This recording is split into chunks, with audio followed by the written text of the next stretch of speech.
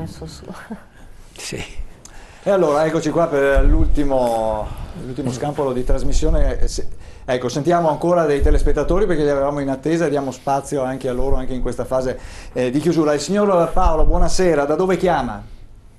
Buonasera, chiamo qua dalla provincia di Padova, dal Montagnanese. Prego, dica pure la sua, sia breve perché abbiamo pochi minuti. Sì, no, guardi, brevissimo. Grazie. Intanto saluto i suoi ospiti, in particolare l'avvocato Morosini. Prego. Guardi, niente, io dico una cosa, no? Ho sentito che danno 35 euro al giorno a sti migranti, no? Sì. Allora, qua io vivo nel settore del mobile d'arte nella zona del Montagnanese, Casale di Stavoglio, no? Sì. Adesso noi siamo in cassa integrazione, no? Come ditta, no? E prendiamo, giusti ora della fine, 3 euro all'ora, vuol dire 24 euro al giorno. Al giorno. Io ho 55 anni, ho 39 anni di contributi, mi manderanno in pensione con le leggi a Fornero non si sa quanto, ho un lavoro usurante ma non è riconosciuto a livelli pensionistici, no? Allora io dico, no, questi qua, per carità, vengono in Italia con la speranza, dopo loro dicono per andare verso il nord Europa, no? Però rimangono qua perché secondo me hanno chiuso le frontiere, vedi la Francia, vedi anche qualche volta la Germania e la Slovenia li mandano dietro, no? Ma allora per cosa? Mi domandano perché noi italiani siamo così dimenticati dallo Stato e questi migranti arrivano e sono trattati meglio di noi. Certo. E questa cosa che mi dà fastidio, che mi dà tanto fastidio, no? Io a 55 anni prendo 23 euro, 24 euro al giorno in cassa integrazione e questi danno 30, piano, ma la cassa integrazione solo adesso e la vengo a tirare forse a fine anno. Dunque, e intanto con cosa vivo? Certo. Guardi, mi sono un po' sfogato perché la rabbia che ho dentro è tanta. Immagino. Perché adesso no, tutti corrono a promettere, no? In questa Italia che ormai è fallita perché si vede ormai. L'Europa ci viene a mettere le sue leggi in casa nostra e noi siamo capaci di fare certe leggi nostre in casa nostra. Io spero solo che il Veneto arrivi all'indipendenza e manco ce la andiamo per conto nostro. Ringrazio i suoi ospiti, ringrazio voi per la disponibilità. Grazie a lei signor Paolo di aver telefonato invece. Abbiamo un'ultima telefonata con la signora Michela che chiama da Annone Veneto, se non sbaglio. Vero signora Michela? Sì, buonasera. Buonasera. Detta anche la realista. Prego. Buonasera a casa e a tutti voi. Io volevo dire semplicemente che ormai viviamo in un'epoca di ipocrita compromesso, un'esasperante ipocrisia di compromessi. Se arriviamo al caso che le colonie di Bibione e Jesolo, invece di essere occupate dai nostri bambini veneti bisognosi, sono occupate da questi clandestini, colonie della Croce Rossa a Bibione e a Jesolo. Poi vorrei ricordare, se mi permettete in 2 parole, Prego. che tutto l'ambardam degli extracomunitari in Italia è iniziato nel 91-92, se non erro, con i primi sbarchi degli albanesi. Certo. Ma all'epoca era Confindustria che li chiedeva, anche tanta Confindustria veneta, con l'appoggio di politica, sindacato e clericali. Quegli stessi di Confindustria che magari adesso ci regalano un Veneto inquinato di scorie di ogni tipo e di ogni genere. Vorrei altresì ricordare che io non credo alla parola rifugiati, devono essere riportati tutti in Africa e da lì difendere i loro territori, le loro famiglie, perché questi qui scappano da soli e lasciano le famiglie in Africa e questo mi sconvolge l'anima sentire che magari lamentano di aver lasciato la famiglia in Africa, mentre poi l'Africa viene comprata dai cinesi. Vorrei ricordare altresì al candidato Alessio Morosin, per cortesia, se ha una grande quantità di voti, si ricordi dei libri di testo da portare nelle scuole venete, libri di testo, cultura, storia e tradizioni, degli ultimi 3600 anni di storia veneta, paleoveneta, antichi veneti, veneziani, bizantini, perché noi veneti, veneziani, siamo dimenticati da tutti, se non quando ci chiedono 70 miliardi di tasse, mi sembra, all'anno, di cui ci restituiscono una parte rimane a Roma. La prego, candidato Morosin, se dovesse ricevere una bella quantità di voti, si ricordi ad esempio che la regione autonoma Friuli Venezia Giulia ha stanziato 4 milioni di euro per il friulano nelle scuole friulane. Vorrei altresì ricordare un'ultima cosa. L'Inghilterra è andata al voto in questi giorni e ci hanno detto che in Inghilterra ci sono 2 milioni e 400 mila di religione maomettana, i cui referenti hanno consigliato a questi credenti musulmani di non andare a votare in Inghilterra perché altrimenti sarebbero stati degli infedeli. Grazie, a voi la risposta. Grazie alla signora Michela. Allora anche qui abbiamo avuto due telefonate che aprono degli argomenti abbastanza sicuramente molto interessanti, però abbiamo pochi minuti, per cui inviterei tutti quanti a degli interventi brevi. Inizierei da Morosin, visto che la signora Michela la invitava poi. No, ma io, sì, a parte la signora Michela che ha una grande sensibilità per quelli che io chiamo i valori identitari, che poi sono quelli che ci aiutano anche a maturare azioni di responsabilità in situazioni come queste. Quando si tratta di dare solidarietà, bisogna sempre coniugare la parola solidarietà con la parola responsabilità. E allora noi siamo in grado di fare il massimo. Questo territorio e il popolo veneto ha una grande apertura di solidarietà. Quello che falsa tutto è i meccanismi che l'Italia ci mette sempre intorno. Per cui, ripeto, come dicevo prima, alla fine si appare come dei gretti delle persone chiuse, quando invece la nostra natura è la solidarietà. Ma la cosa che mi preoccupa, oltre alla telefonata di Roberto, ce n'è un'altra stasera, quella di Paolo.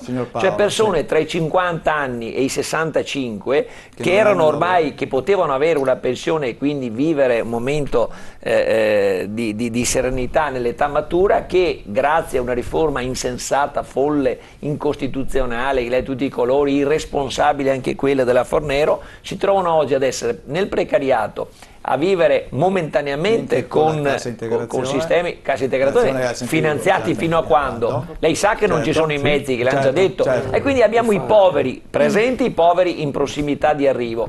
A fronte di questa realtà qualcuno mi parla, come la mia vicina, la signora Nadalutti, di un taglio, si lamenta del taglio alla spesa sociale per gli immigrati. Penseremo per gli immigrati, per gli italiani, per gli italiani, cioè per gli esseri umani, a fronte di uno Stato che è carente di mezzi, tra l'altro. Quindi se abbiamo consapevolezza di quella che è la gravità e la realtà del problema, dobbiamo mettere insieme le risorse con la nostra capacità di gestione. Lo Stato non è in grado di farlo, per questo ci vuole indipendenza. Indipendenza, abbiamo mezzi, capacità e storia per assumere decisioni responsabili coerenti con la nostra solidarietà storica. Ecco, sì, le telefonate denunciano una situazione molto grave, perché si parla di assenza di lavoro, di basse pensioni, di cassa integrazione, e sono proprio tutti problemi che soffrono per carenza di Stato sociale, per tagli allo Stato sociale. E quindi secondo me è doveroso ricordare che tagli allo Stato sociale sono motivati dal fatto che in Costituzione è stato posto il vincolo di pareggio in bilancio, perché a causa del Fiscal Compact gli Stati europei si sono impegnati a dimezzare in 20 anni il loro debito pubblico. Ma perché? Questo debito pubblico bisogna ricordare come è stato prodotto. È stato prodotto perché intorno al 2008 più o meno è scoppiata la crisi, perché le banche, in primis francesi e tedesche, hanno acquisito dei titoli, lo so, però è la verità, sono dati storici, non è che è una verità molto sostanziale, perché si sta parlando di governi, va bene, cerco di concludere in sintesi. I governi hanno pagato quei debiti delle banche, i nostri debiti come cittadini sono aumentati esponenzialmente perché i nostri soldi sono stati usati per pagare le banche. Vorrei ricordare che in Europa esiste una classe dirigente molto diversa da tutte le altre, che è quella della Grecia, che sta per esempio adesso in netta controtendenza e nonostante sia sotto il ricatto della cosiddetta troika sta assumendo la gente, perché dice qua c'è la crisi sociale. Allora io non dico butto fuori questa gente perché non la faccio vivere, dico no, i soldi dei cittadini che pagano le tasse li do ai cittadini e non li do per pagare il debito, e secondo me questo dovrebbero dire e capire i cittadini italiani. Certo. Emanuele Rosina. Guardi, quando si ascoltano i telespettatori si dà voce al popolo e il popolo ha espresso all'unanimità lo stato di disagio che sta subendo a causa della disoccupazione, a causa delle difficoltà economiche, ed è altrettanto chiaro che questi profughi clandestini stanno utilizzando dei fondi importanti del nostro Stato che dovrebbero essere utilizzati per far ben altro, per dare una mano a queste persone che hanno contribuito alla formazione del nostro Paese, della nostra società, e che meritano di essere aiutati, non abbandonati così come sta facendo lo Stato. Però lo Stato deve fare delle scelte, non può spendere quei soldi per quelle persone in quella maniera e mettendo la testa sotto la sabbia così come sta facendo sia Renzi che Alfano. Certo, beh, solo 3 secondi. No, non abbiamo tempo, abbia pazienza. che volevo dire che i soldi vengono dati non agli immigrati, vanno dati questo ormai l'abbiamo chiarito. Andrea Michelana. Sa bene tutto. Ma io credo che appunto in chiusura sia forte la richiesta delle persone di cambiamento.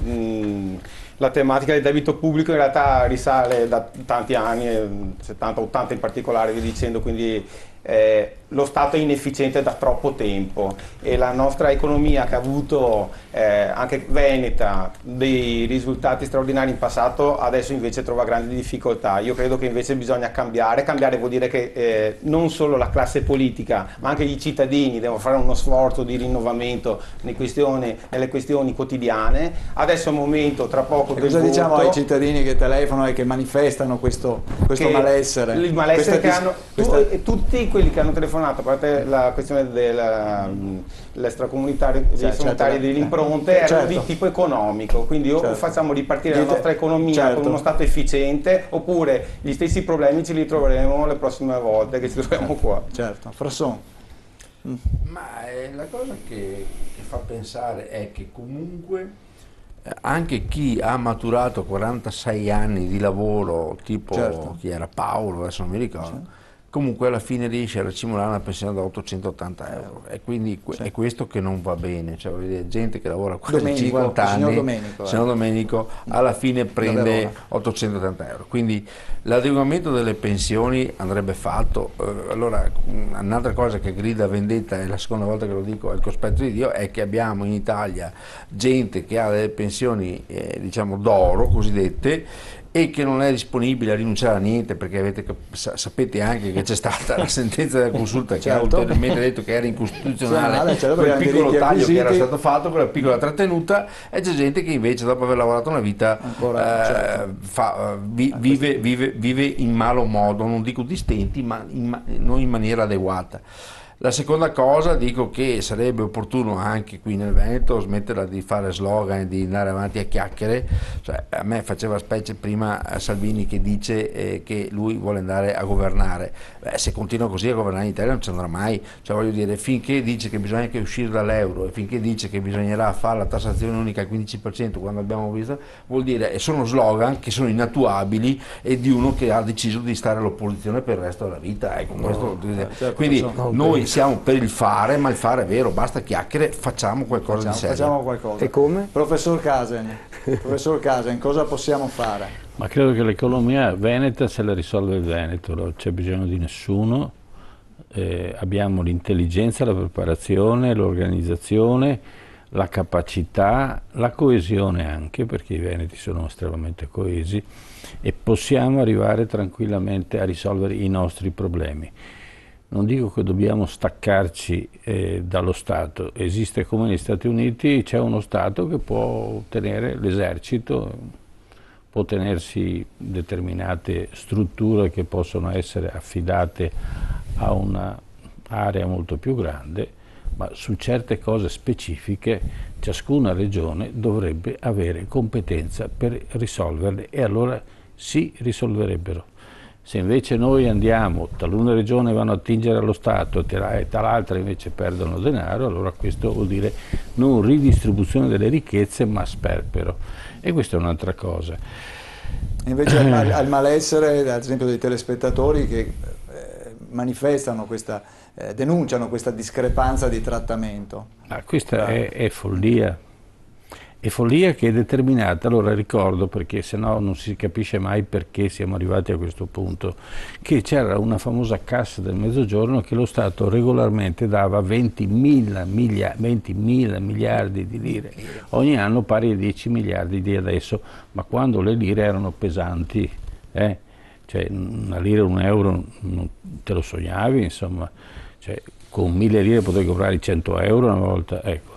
Allora, a quell'epoca questi soldi andavano a finire tutti in meridione.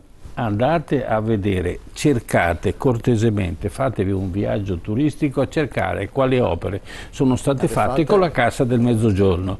Allora si sono, e lo diciamo una volta per tutti, si sono inventati la mafia, che riciclava i soldi dei politici e si tratteneva il 5-10%.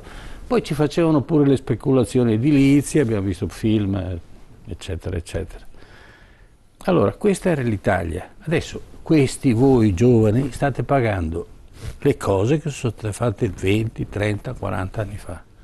Da politici con scienza e coscienza che hanno fatto queste cose. Ma non finisce qua, Allora, 1 chilometro di alta velocità in Italia costa 55 milioni. In Germania, parliamo di pianura, perché se no io fuori, ma noi abbiamo le montagne, allora non si capisce più niente, perché l'Italia quando si dà un'informazione la si dà più confusa possibile, ma in maniera tale che si parla, si discute, ma non si arriva mai al dunque. Allora, in pianura, in Germania lo fanno con 5 milioni, siccome i francesi sono un po' più ladri, lo fanno con 11 milioni, sempre in pianura, no? Invece in Italia 55. Allora, è inutile che vi lagnate, adesso ci sono delle votazioni, scegliete con scienza e coscienza, ma attenzione, poi non piangete se avete scelto male, telefonate in televisione, incazzatevi, andate a riprendere fuori casa, perché non è giusto che uno abbia un mandato sine die, perché uno è stato eletto una volta e per sempre sarà politico e per sempre sarà deputato. Grazie. Ci e fermiamo se qua. non fosse deputato ci avrà una pensione mostruosa. Certo. Io avevo fatto una proposta una volta su questa cosa, mai il mandato consecutivo, e l'avevo visto proprio dall'esperienza regionale che ha visto coinvolte queste persone che sono in collegio adesso. Certo. Ci fermiamo qui, grazie agli ospiti che abbiamo avuto in studio, grazie ai telespettatori che ci hanno seguito, mi scuso con i telespettatori che volevano intervenire e ai quali non abbiamo passato le telefonate. Vi aspettiamo la prossima settimana. TV7 Match. Arrivederci e buona serata.